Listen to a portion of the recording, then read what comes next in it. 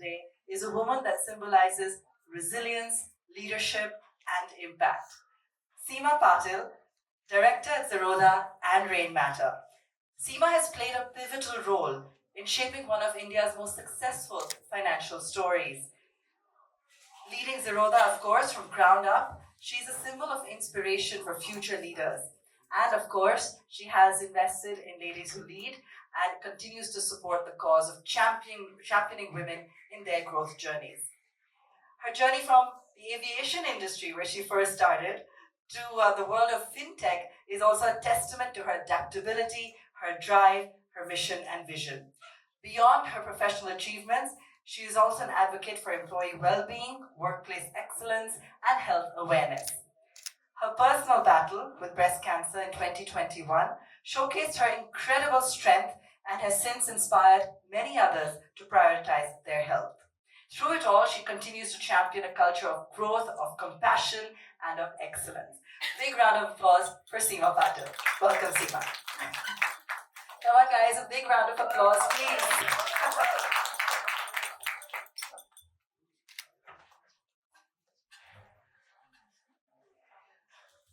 Whenever we meet Nitin, of course, he talks about his family life and how he loves spending time with you and your son, and how nothing much in his life has changed, and that's really his happy place.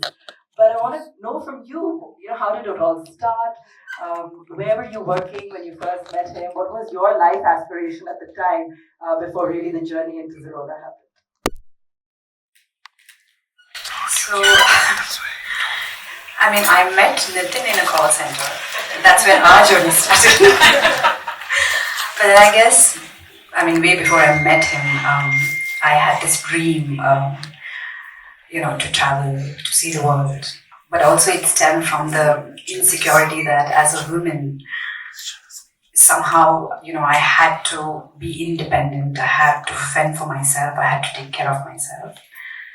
So yeah, the dream started from there. And yeah, then I came to Bangalore and met Nitin along the way. I think the best part about our relationship was we kind of supported each other. Even though when we met, I was still not a stewardess. But he knew that, someday I want to be there. And yeah, when I got there, he was like, yeah, go for it. You have come to do this, so you should follow your dreams. Oh, that's amazing. So it was a while when you guys were dating, you guys were doing different things. He's also told us that he was waiting in that call center the day someone said, "I'd manage my fund." He was like, "Okay, that's it, I'm out of here." So did you start at that time? Did you also say, "Okay, fine, I'll join you in whatever you're doing," or did you think he was mad? And did you take your own time as well before you said, "Cool, actually, this is something I want to be part of"? No, that was not the time when I said. I respected what he wanted to do, right? Because I knew he had a passion for something and he had to go for it. I think I just had this inherent belief that even if, for whatever reason, if he doesn't succeed, I knew he will find a job and, we'll be fine. So I think when it was time for me to leave the airlines, that was when I was like, okay, you know what, and now I have to find a job. So he was like, hey, you know what, there is this company, your husband is part of it. And he was like, what better thing to do than be part of this? He's like, you can explore. There are different departments, and you can be part of any department you want and see what you like. So I was like, okay, sure. And then I was back home. Okay. What was it like for you as a professional, finding your feet? From working in the airline to making the switch. And you're such a warm person. So when you said HR and wellness and so on, I can see that it must have come so naturally to you. But the company also grew by leaps and bounds. So as a professional journey for you to handle so many people, was it intimidating? Was it a learning, an evolution? What was it like? So to be frank, when we started, it was very small. It was a very, very, it was like we were just a family of, 15, 20. And we all used to do everything, right? Like all of us, including Nitin, everyone will take the sales call, everyone attend the, customer calls. Everyone will be helping with the, even housekeeping, right? So we used to do everything. And I think my role kind of evolved because I guess I was there where I was needed. If I'm needed in account opening, I'll be there. If I'm needed to take support calls, I'm there.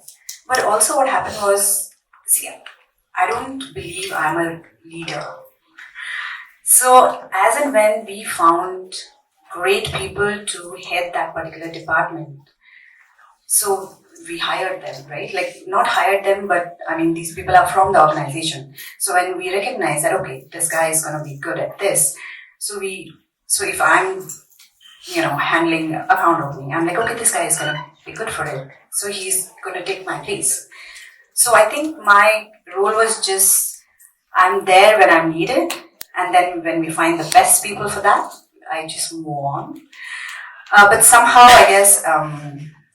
I think because of my airline experience, I was more into the quality part of it. I mean, I understood what people liked, what people respected. So, yeah, and what kind of a quality you need during a call, during a conversation. So, yeah, so I think I stuck with the quality and HR for a bit longer. So, what I admire about both of you is that you've both had some very serious health issues, and yet you both are the most sort of happy, smiling, no fuss kind of individuals that I've met. I met Seema for the first time, already taken in by her warmth. But tell us about your more recent experience with the health scare that you had when you first found out that you'd been diagnosed. What was your reaction? What did you go through as a family? To be frank, I mean, when I got the news, I was alone. I think because we were so confident that the diagnosis is not, like, I can't have cancer. So when she said I have cancer, it was in November, and I was planning this trip in December for New Year's. My first thing was, the first question I asked her was, okay, so will I be able to go on this trip? So yeah, but I guess when I came home, even he was like, oh, so I said, yeah, I have cancer. So he's like, okay, fine, that's it. So I was alone till that moment where I heard I had cancer, and then it was everyone around me, everyone who loved me was there. And they just took charge, of everything for me. They're like, no, don't go on internet, don't look at anything, we'll figure it out. Yeah, so everyone was so supportive. And yeah, I didn't even have a think. I don't think the thought even entered my consciousness that, it might be serious or, I might not, get through this. That's amazing. And then conversely, when he recently had a stroke as a wife, how did you react? Were you, and I mean, does it change your approach to life at all? Wondering like, okay, how come we're having to go through some of these things? So the worst part of him having a stroke was I was not around.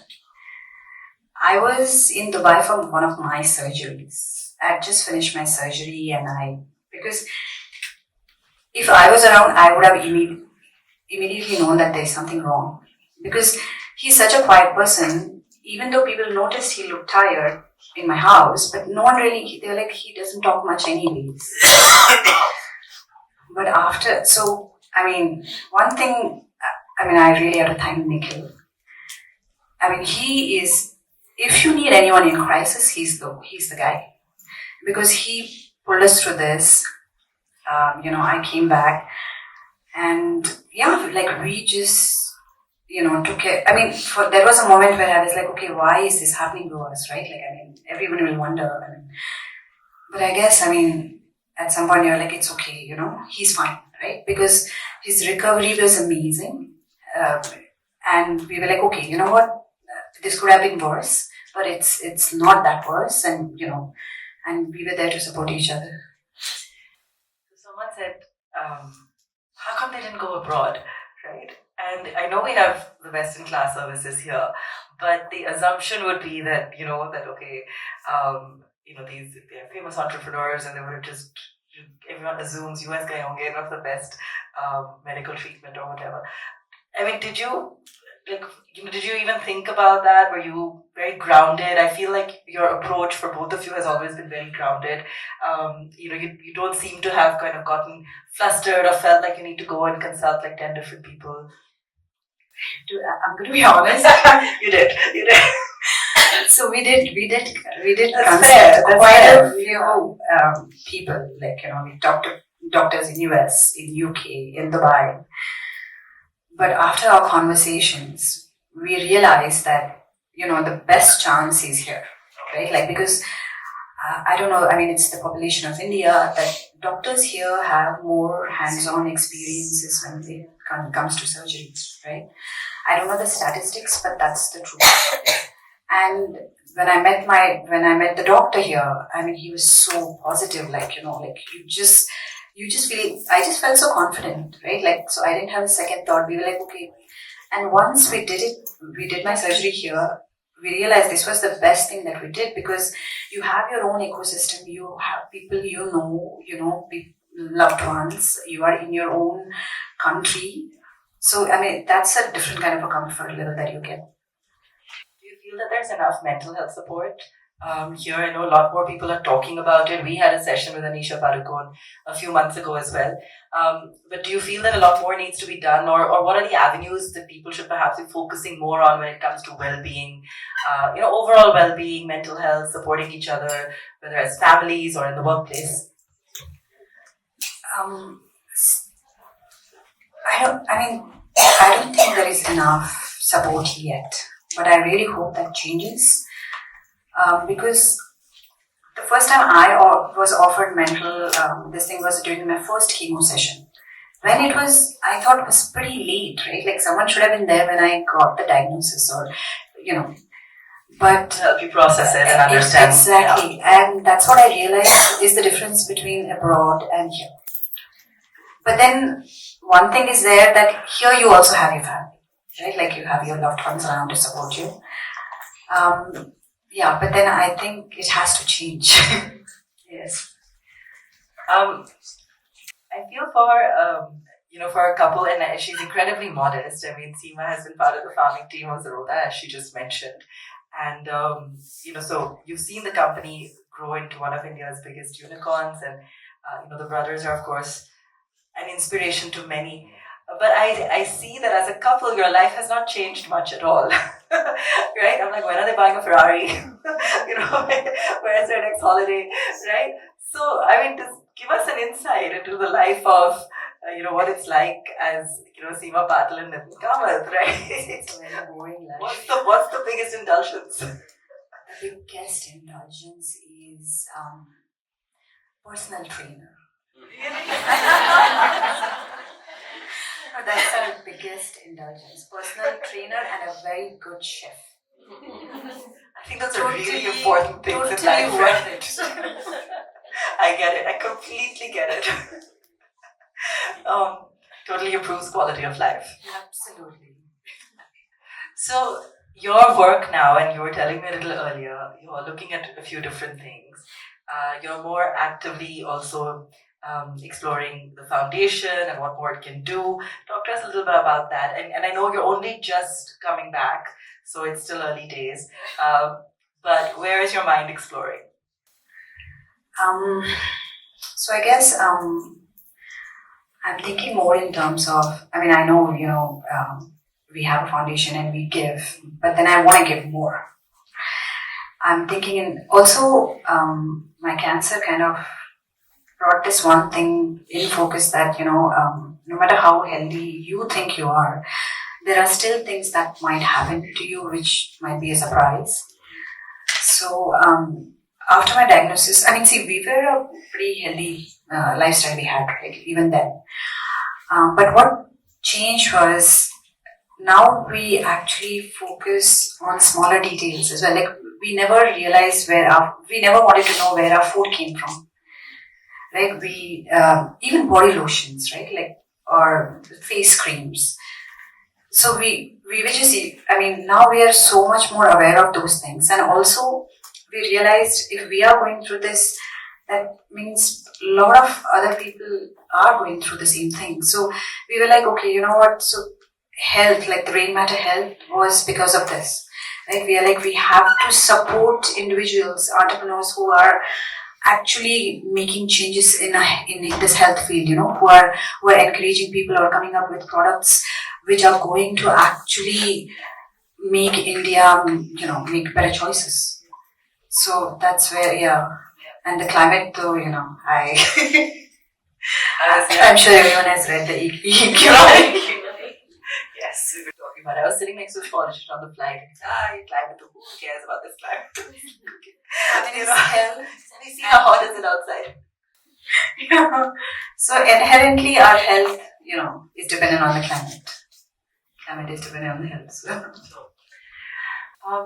In terms of women in leadership, how close to your heart is sort of bringing more women to the front, supporting more women? I know that you believe in us here at Ladies Who Lead, but personally for you as well, and like you said, you've nurtured a lot of talent at Zerodha. What do you feel is the biggest challenge for women in leadership, and what would you like to see changing in the workplace? Okay, maybe I was at one point biased about this as well. I've seen when we are thinking of recruiting a woman, see, when it's a man, you are just thinking, okay, he's good at this, that's it, right? But when it's a woman, you're also thinking, okay, how young is she? Is she going to get married? Oh, she might have kids, oh, she might take off. I think that's one of the biggest biases that has to change. And we are at Zerodha, we are actively making an effort to do that. But also, we are kind of hitting a roadblock where I think finance, when it comes to finance, somehow women, I don't know, maybe they are not encouraged enough that, hey, we can also, just women want to stay away from this field. And we are, like Akhila and all, we are actively, trying to make an effort to do this. More interesting for women to join. We have had this internship thing, where we are trying to recruit women to just come and experience and see, if something interests you guys here. And if they are really good, we would like to hire them as well. So, yeah. So, at least you're mindful and conscious and trying to make some of these changes happen. Okay. Would anyone like to ask Seema a question? Because we have very little time with her, so you can, of course, ask later over drinks. But in case you do raise your hand, because we just have a little bit of time with her. When you were in the process of during Zerodha's growth journey, what were some of the challenges you found? What were some of the difficult things that you came across or learnings for you in your journey? Okay, for me, it was a totally different field. So, again, the numbers. Yeah, that's, yeah.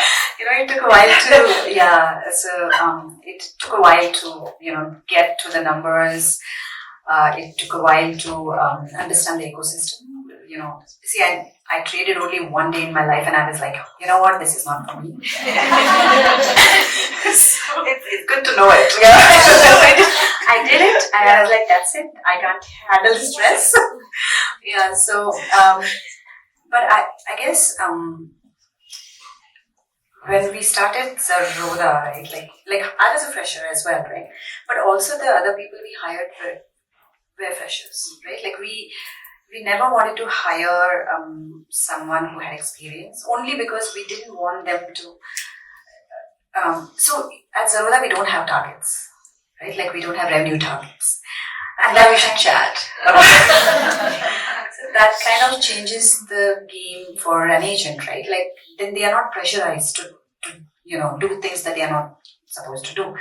So we didn't want to hire anyone the experienced ones just for this, because they come with their set of their own set of mindsets and biases, right? So for me also as a newcomer, I got a chance to start from the start. So I took my time. I learned from so many different people. As I said, it was a family. So you could pretty much go to any department and ask questions. Even now, Nitin always says that, if no one is listening to you, just email me. Right? That kind of, openness. And I hope it continues. That's amazing. And do you ever think that if not that, what else? Or you feel you made the right choice? Yeah, I mean, there is nothing if not that. Oh, that's awesome. Okay, I have a question here. Hi, my name is Vanisha and I'm a lawyer. I was actually just wondering, you could answer this professionally or personally or both. But is there something in terms of mindset that has changed for you since maybe your early 20s or even earlier that you could point to with experience? Okay, so personally, I think what has changed is in my 20s, I think I used to always blow up my entire salary. But now I'm like, okay, you know what, I have to save a portion. Also, with regards to fitness, I mean, at different stages in my life, fitness meant different things. Like in my 20s, when you're young, you want to look a certain way. You want to keep a certain shape. But as you get older, you just want to stay fit. And then when you have a child, you are like, okay, I have to be able to run behind this monster. Yeah, so these are two things that I've changed. See, professionally, like I said, right, in my 20s, I wanted to travel, earn good money. I did that, right? Like, I mean, I would say I'm one of those lucky ones where I said I want to travel and I was able to travel. But I think in between, like in my 30s, I think I was I was working at Zerodha, but I was kind of in a limbo, like, I mean, I'm just going wherever I'm needed, but there was a time where I was not feeling that I'm doing what I'm supposed to do. After my cancer diagnosis, that kind of changed. Now I'm like, after my diagnosis, I told Nitin, I don't want to be in a limbo anymore. I want to do something, I don't know, like that makes difference in people's lives. Something it doesn't have to be big, but at the end of the day, I just want to come home and feel happy that I have done something for someone. Yes. And I think what's amazing about, and something she said right in the beginning, was her desire to be independent. And I think that's something that stayed with you throughout. Even now, yeah. When I started dating Nathan, I was like, the first thing I told him was, listen, the day you get bored of me, you have to tell me. Because, I don't want to be a burden to anyone. The other day he was reminding me of that. Fantastic. I think it's been such a pleasure to hear her speak to us so frankly, and I hope it wasn't intimidating, right? I'm so sorry, I'm sorry. This is my first event. Yeah. So one of the like I don't do these things. You did amazing. So it's a real pleasure because Seema was talking about being fiercely independent, building her own path and creating impact, and that's what we're here to recognize tonight.